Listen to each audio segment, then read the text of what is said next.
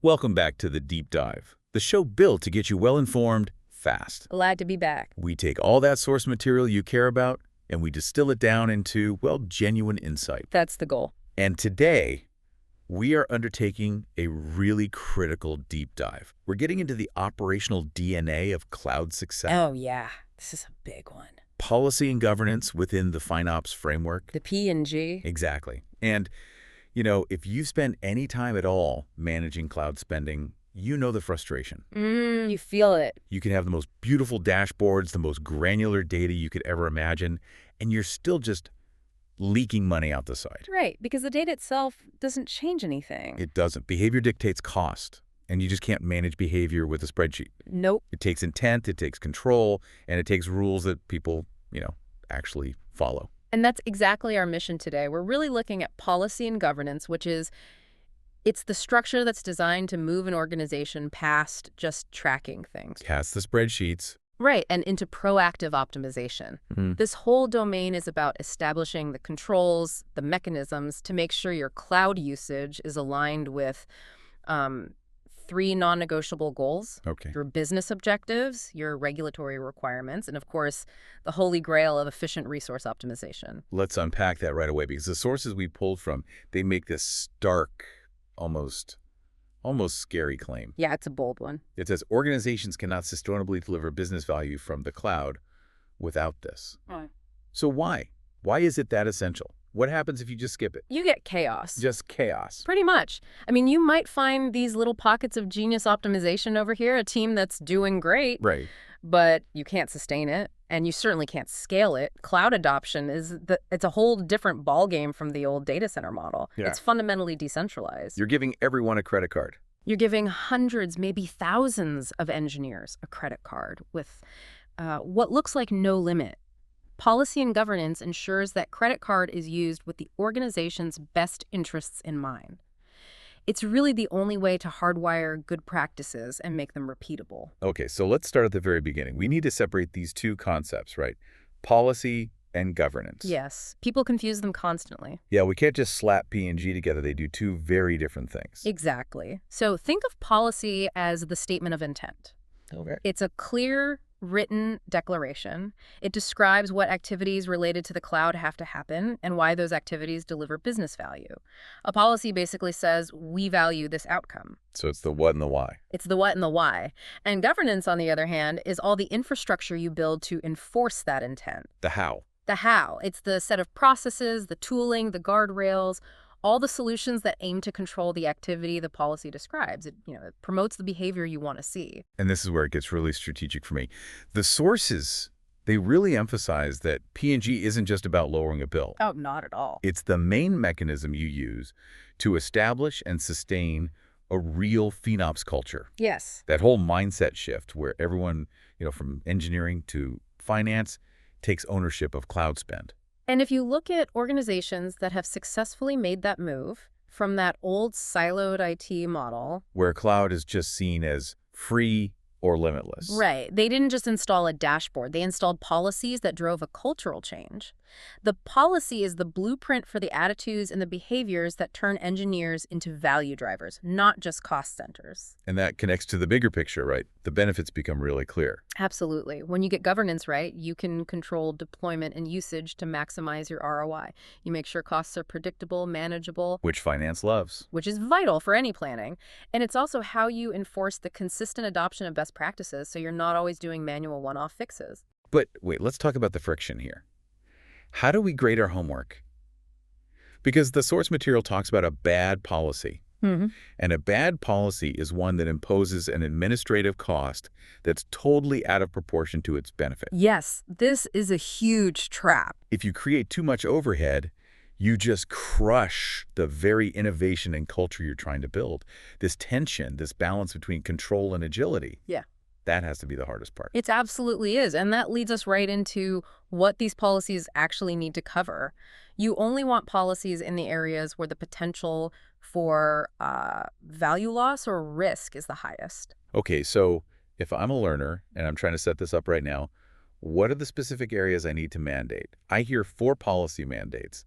And honestly, my brain starts to shut down. Yeah, let's distill them. Can we break them down into the biggest failure points they're designed to stop? We can. These 4 really do represent the areas where organizations just hemorrhage cash or, run into compliance risk. First, you have to specify preferred, required, and restricted cloud services and technologies. So stopping shadow IT.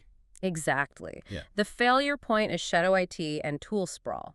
If you don't restrict certain services, like a massively expensive database, tier engineers will use it, and you lose control instantly. Okay, number 2. Second, define your data storage lifecycle and retention policies. This is a huge failure point, and it becomes a bad policy really fast because it often requires manual work. Right. The policy has to state how long different types of data, like archived backups or logs, can live before they're automatically moved to cheaper storage or just deleted. Number 3. Third is your technology modernization lifecycle policies. The failure point here is just technical debt and things becoming obsolete. Letting old systems just run forever. Yep.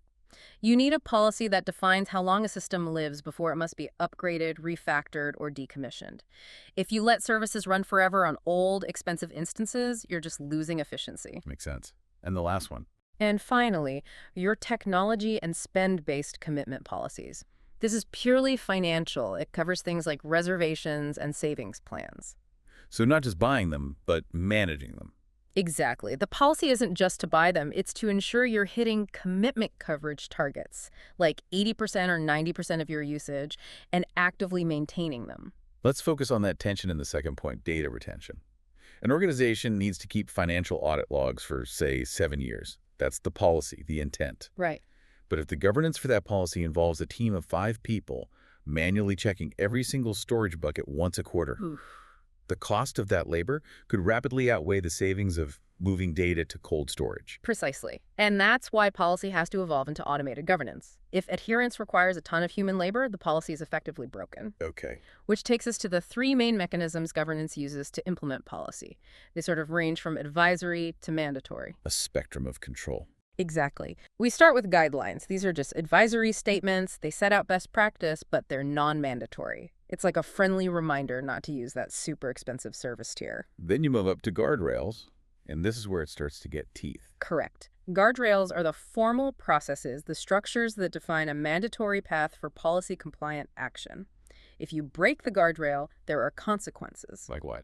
Could be an automated email to your manager, could be a soft lockdown on your account until you fix it. And the top tier. And the gold standard is automation. This is where you eliminate that bad policy overhead entirely.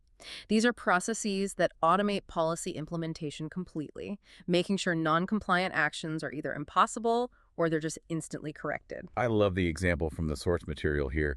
It blends a guardrail with automation so well. It's a great one. Imagine this guardrail. At the end of each month, we will notify you of any cloud resources you own that have 0 utilization. These will be decommissioned by us the following Tuesday, unless you opt out, by providing a business justification for keeping them.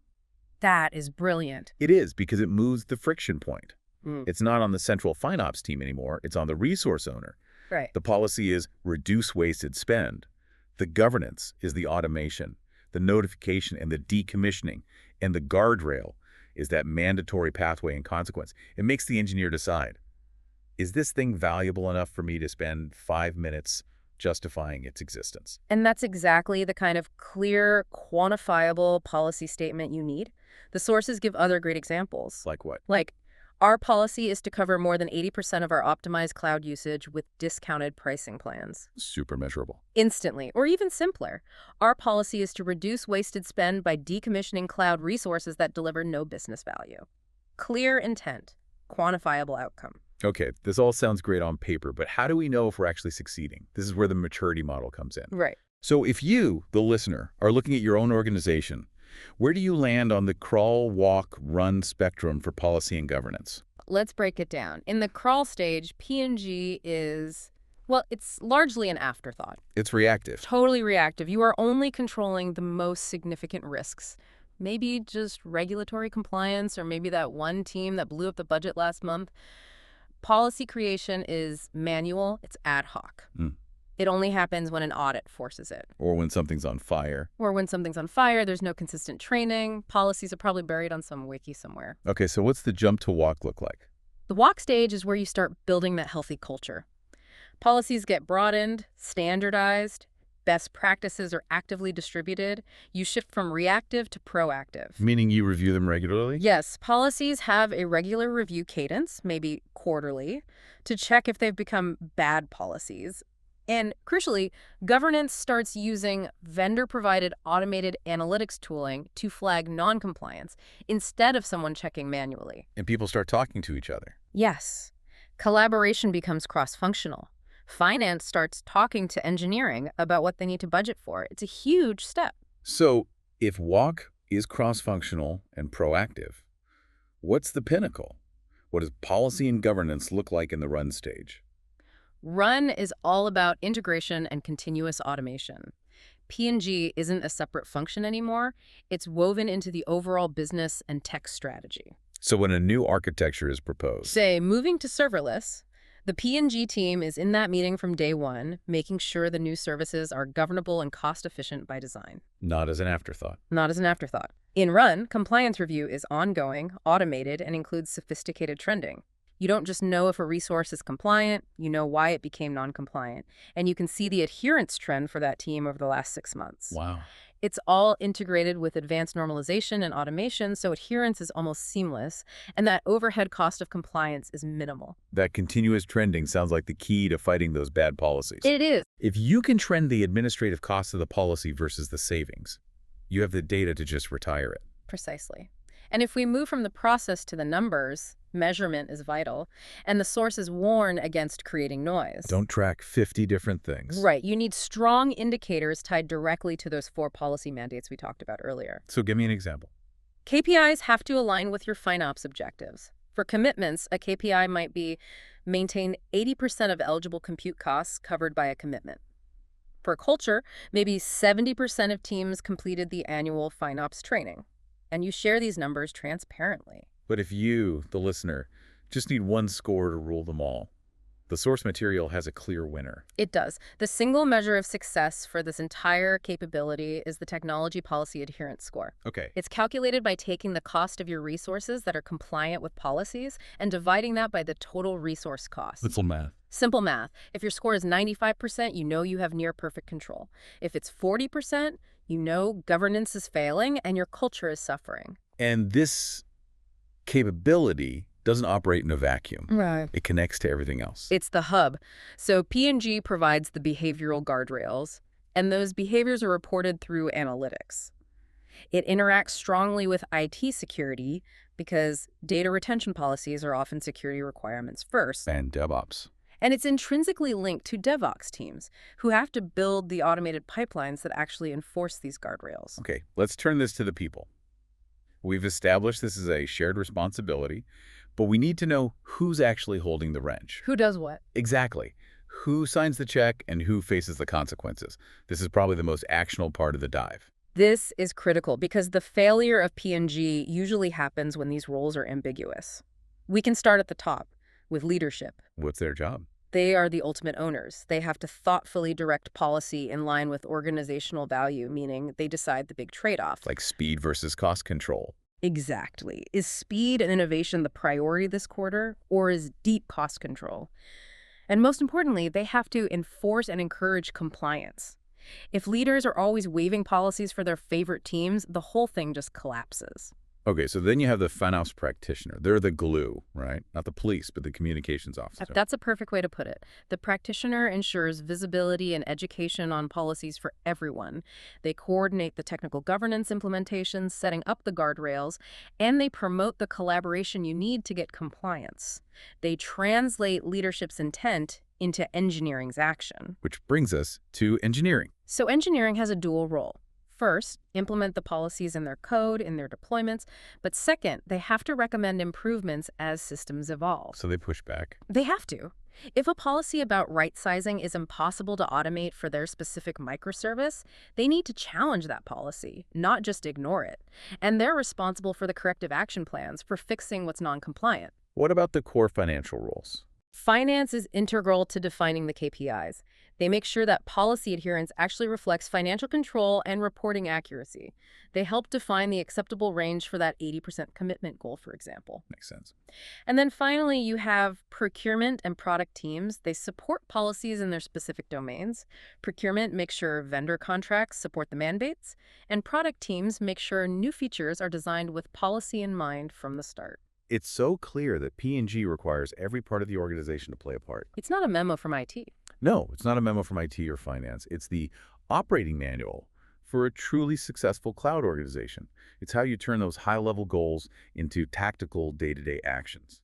And just to synthesize the core message for you, policy and governance provides the mechanism to ensure your cloud spend is predictable, it's manageable, and it's fundamentally aligned with your business strategy. It moves the whole organization from reactive firefighting Chaotic spending. to proactive, sustained value delivery. So as you reflect on the structure of your own cloud organization, let's revisit that really crucial concept we talked about policy health. Right. We learned that a good policy must not impose a cost on the organization that is out of proportion to its benefit. Right. So for you, the listener, here's the challenge. Start identifying which of your existing organizational policies, FinOps related or not, might actually be bad policies right now. That's a great exercise. Maybe you have a policy that mandates a weekly 4-hour review meeting to manually verify tagging compliance. Oh, that sounds painful. Right. If the administrative cost of paying all those people for 4 hours outweighs the cost of the mistagged resources they actually catch, that policy needs to be retired, or even better, automated. Your job is to try and quantify that balance. That's the real work. Thank you for joining us for this deep dive into policy and governance. We've gone far beyond just the definitions today, and we really encourage you to explore more official FinOps resources on these topics.